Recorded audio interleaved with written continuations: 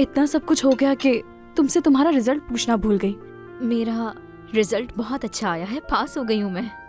अरे सुन के बहुत खुशी हुई मुझे, मुबारक हो तुम्हें। मैं बहुत खुश हूँ। बहुत शुक्रिया आपका।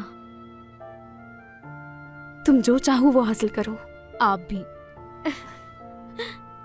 सूप के लिए शुक्रिया। मजे से पिए।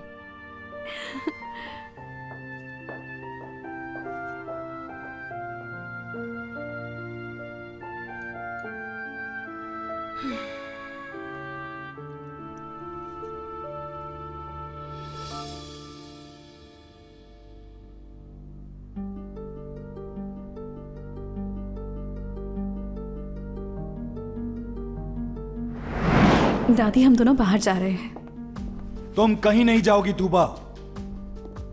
ये क्या कह रहे हैं आप? अरे फिर से शुरू हो गए आप लोग। सुबह सुबह कौन डरता है? चले आए नाश्ता करते हैं। बात सुनो मेरी, अब से तुम बगैर किसी को साथ लिए घर से बाहर नहीं जाओगी। जहां भी जाओ मुझे बता कर जाओगी। लेकिन क्यों बाबा? आपको क्या लगता है कि मैं भी वही करूंगी जो आपने किया? जिस तरह आपने छुपकर इससे शादी की है, मैं भी जिम से इस तरह शादी करूंगी। आप यही सोच रहे हैं?